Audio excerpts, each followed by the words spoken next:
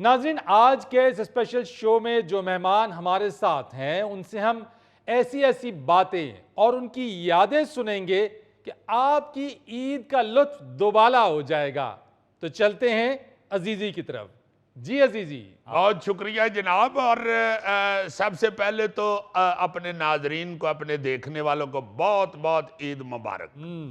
और दूसरी बात यह है कि ईद को हमने डबल करने के लिए, यानी उसकी खुशियां जो हैं उनको मल्टीप्लाई करने के लिए आज जो मेहमान बुलाए हैं उनसे सबसे पहले तो हमारी खुशी मल्टीप्लाई हो गई। और अब आप उनको सुनेंगे तो इंशाल्लाह आप भी बड़े खुश होंगे।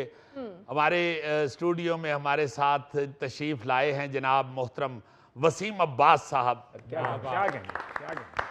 और बड़े ही प्यारे हमारे वर्सटाइल फनकार जनाब अली ताहिर साहब। क्या बात, वेलकम सर। वसीम अब्बास साहब के साथ हमारी जिंदगी, साथ क्या इनके जेरे साया इतनी ज्यादा गुजरी हुई है कि हम अभी रिकॉर्डिंग से पहले भी एक शो कर बैठे हैं पुरानी बातें याद कर करके। और अगर हम वो माजरत के साथ अगर हम वो शो रिकॉर्ड करते तो वो सुपर हिट हो गया हुआ।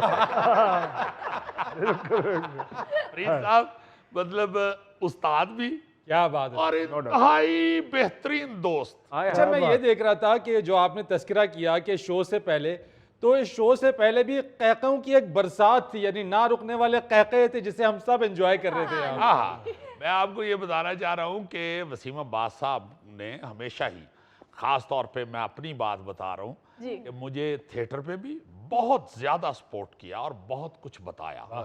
मतलब मैं ये आगे भी एक दो दफा बता चुका हूँ अपने शो में कि थिएटर में ये प्रोडक्शन करते थे और इनका प्रोडक्शन हाउस जो था वो बड़ा तगड़ा था। जी सर।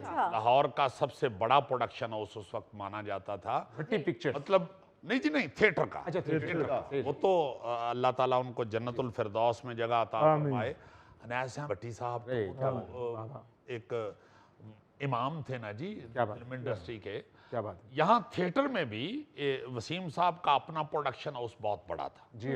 तो ये दोस्त नईम भट्ट साहब जो अब मौलाना है माशाल्लाह, और जुबैर साहब, मोहम्मद जुबैर साहब हमारे सीनियर आर्टिस्ट, ये तीनों दोस्त मिलके वो प्रोडक्शन करते थे जी। तो मेरा चूंकि स्टार्ट था तो ये इनका ड्रामा करना वैसे ही अदाकारों के लिए एक एजाज समझा जाता था और ख्वाहिश होती थी।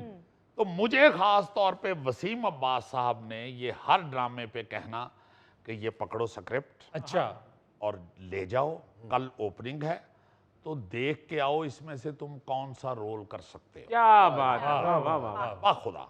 तो मैंने अगले दिन आके कान में बताना कि भाईजान वो फलां रोल, ओके डन। वो पकड़ लेना स्क्रिप्ट, फिर अनाउंसमेंट होनी तो कहना जी ये फलां रोल जो है ये सोहेल करेगा, कि जैसे मैं ही कह रहा हूँ। तो फिर उस रोल के लिए गाइड बड़ा करना।